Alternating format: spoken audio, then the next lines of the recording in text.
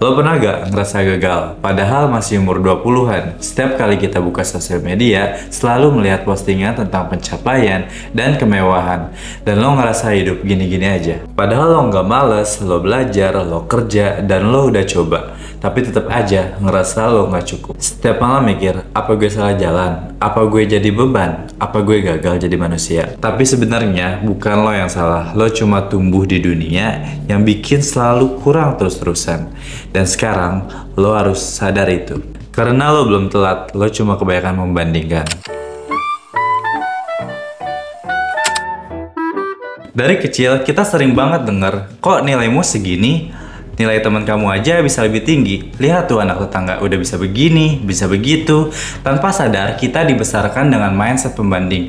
Jadi kita mikir kalau hidup itu perlombaan. Dan kalau lo nggak lebih dari orang lain, lo gagal. Padahal nggak semua orang punya titik start yang sama. Ada yang dari keluarga nol, ada yang punya privilege, dan bahkan ada yang kerja sambil sekolah. Tapi, standar tetap disamain. Banyak orang yang ngerasa gagal karena belum sampai di titik yang mereka udah capai. Zaman dulu, sukses itu sederhana. Punya rumah, kerjaan tetap, nikah. Udah lebih dari cukup. Kalau sukses sekarang, harus punya startup, 5 sumber penghasilan, badan bagus, kulit glowing, followers yang banyak, dan harus kelihatan bahagia setiap hari. Standar sukses bukan cuma soal proses, tapi soal hasil. Siapa yang kelihatan keren, itu yang dianggap berhasil. Dan akhirnya, banyak anak muda yang ngejar citra, bukan makna. Semakin dikejar, semakin capek. Dan semakin capek, semakin lo merasa gagal. Salah satu penyebab rasa gagal adalah media sosial. Tempat dimana semua orang terlihat bahagia, produktif, dan sukses. Tapi ingat, yang ditampilkan cuma video highlight, cuplikan terbaik. Lo nggak lihat perjuangannya, depresinya, nggak lihat ketidakpastian yang mereka sembunyikan. Tapi, otak lo nggak bisa dibedain. Lo membandingkan realita hidup lo yang penuh perjuangan dengan versi editan hidup orang lain.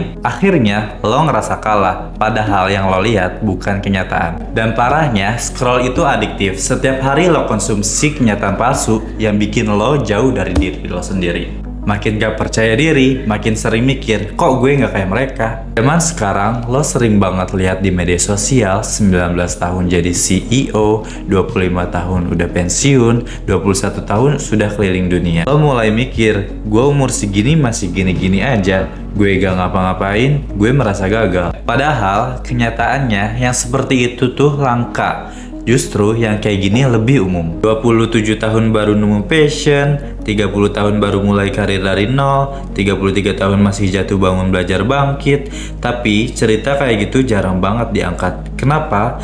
Kenapa nggak viral, nggak wow, nggak instan? Terus itu realita yang dijalani banyak orang. Lo cuma dikasih lihat potongan puncak orang lain tanpa tahu proses jatuh bangunnya.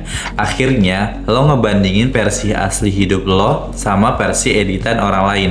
Dan lo ngerasa kalah. Padahal, hidup itu bukan lomba. Nggak ada jeda waktu buat bahagia, nggak ada usia pasti buat sukses. Banyak orang mikir kalau nggak sukses itu gagal, padahal kenyataannya gagal itu bagian dari sukses. Lo nggak bisa naik kalau nggak pernah jatuh. Nggak ada orang sukses yang nggak pernah gagal. Yang bikin mereka berhasil adalah mereka belajar dari kegagalan. Apa yang salah dan gimana cara lo bangkit. Jadi, jangan takut gagal. Yang perlu ditakuti adalah nggak pernah mencoba. Karena artinya lo nggak pernah ngambil langkah. Umur lo masih 20-an atau 30-an? Santai, masih banyak waktu buat belajar, gagal, mulai lagi. Tapi, kenapa lo ngerasa telat? Karena dunia terus nyuruh lo harus sukses di usia tertentu, cepet-cepet punya segalanya. Padahal, gak semua orang sukses di usia muda.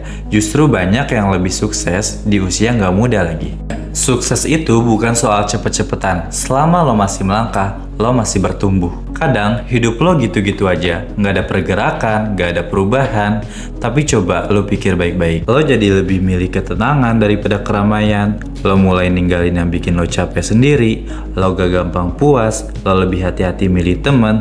Lo mulai berani bilang enggak pada hal yang enggak sehat buat lo. Itu semua bukan berarti lo mundur. Itu tandanya lo lagi bertumbuh. Bertumbuh itu gak selalu keren. Kadang rasanya sepi, gak nyaman, bahkan ngebosenin. Tapi justru di masa-masa itu lo lagi nyusun fondasi, dan itu lebih penting dari sekedar cepat-cepat sampai tujuan. Bertumbuh itu nggak kelihatan, tapi lo bakal ngerasain hasilnya nanti. Kalau lo ngerasa hidup lo jalan terus, tapi lo kayak nggak benar-benar hadir, mungkin ini waktunya lo ambil kendali lagi. Stop membandingkan diri lo dengan orang lain. Unfollow akun yang bikin lo ngerasa nggak cukup, fokus sama diri sendiri.